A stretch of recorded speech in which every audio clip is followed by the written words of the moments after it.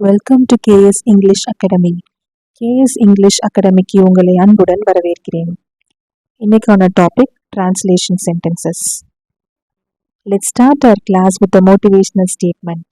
அஞ்சி வாழ்வதை விட ஆபத்தை எதிர்கொள். அஞ்சி வாழ்வதை விட ஆபத்தை எதிர்கொள். Face the danger boldly than live in fear. Face the danger boldly than live in fear.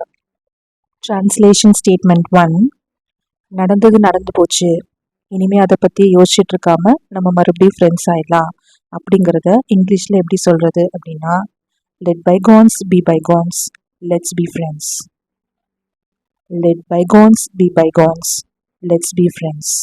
நடந்தது நடந்து விட்டது, நடந்ததை மறந்து மீண்டும் நண்பர்களாக இருப்போம். அதுதான் இதனுடைய அர்த்தம். செகண்ட் ஸ்டேட்மெண்ட், இப்போ ஏதோ ஒரு பொருளை அது அந்த காலத்தை சேர்ந்தது அப்படின்னு சொல்லுவோம் இல்லையா, அதை இங்கிலீஷில் எப்படி சொல்லலாம் அப்படின்னா, it belongs to a bygone age. It belongs to a bygone age. அது பழைய காலத்தை சேர்ந்தது. It belongs to a bygone age.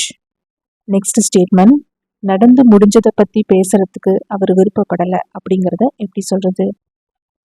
He doesn't want to tell about bygone incidents.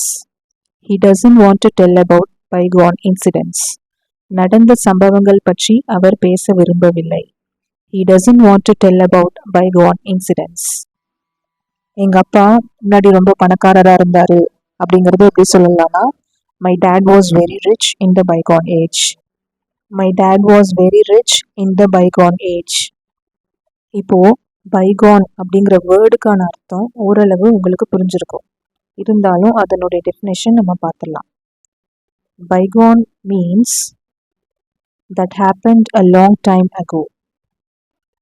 நீண்ட காலத்திற்கு முன் நிகழ்ந்த, கழிந்து போன, நெடுநீள காலத்துதான அப்படிங்கிற பொருளை தருது.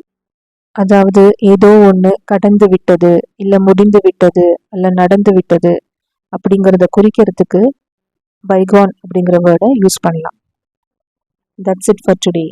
Please do like, share and subscribe the channel to watch more videos. Thank you.